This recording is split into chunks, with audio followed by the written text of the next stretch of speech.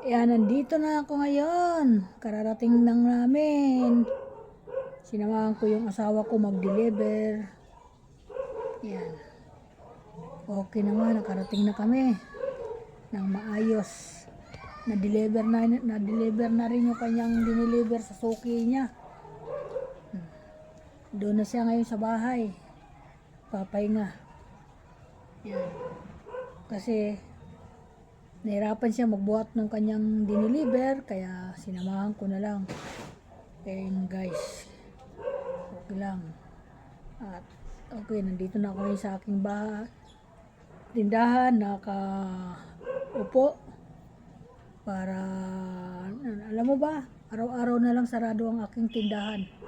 Kasi lagi akong busy. Yan, kung saan-saan ako isinasama sa kanilang mga ginagawa. Ako pa rin yung talagang sa kanila. Ewan ko kung bakit lagi nila akong sinasama sa kanilang mga gawain. Wala silang sariling diskarte ba? Puro diskarte ko ang ginagawa. Yan guys. Ngayon, uhaw na uhaw ako pagdating ko dito. At dito sa kapitbahay ko may nagtitinda ng gulaman. Yan po, bumili po ako, nakadalawang baso ako. Ngayon naman busog ako sa kinain kong gulaman na 2 baso. Sabay uminom ako ng tubig. Yan, sulit na ako doon, nakapagmerinda na ako. Gulaman lang naman yun. Nilagyan ko ng kaunting gatas. Okay na yun, basta magkaroon lang ng lasa. Kaya nabusog ako. Ayan, welcome to my vlog.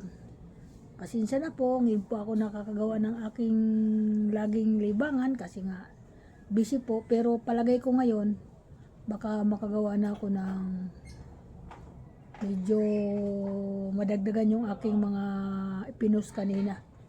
Dahil medyo nagpapahinga ako, ito ang pinakapahinga ko yung libangan Basta nakaupo na ako, sasabay na ako magagawa ng ganyan para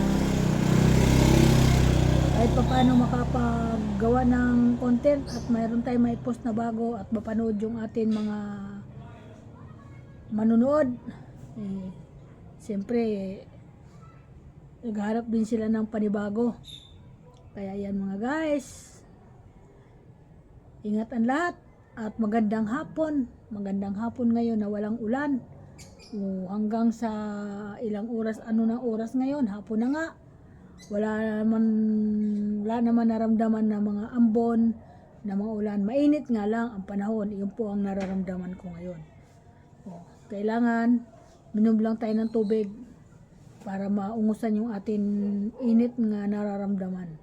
Yan lang gawin natin. Huwag tayo magpabaya sa tubig. Inom lang tayo ng inom. Kaya lang nakakabusog naman pag inom lang naman tayo ng inom ng tubig. Ako nabusog ako. 2 baso siguro ako na inom. Nabusog na po ako.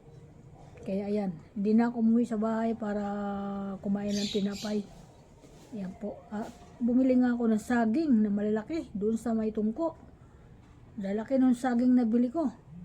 Ayan. Sawa siya. Mahilig siya sa saging Kaya sagana siya ngayon.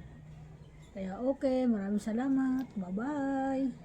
Salamat sa lahat ng mga bossing.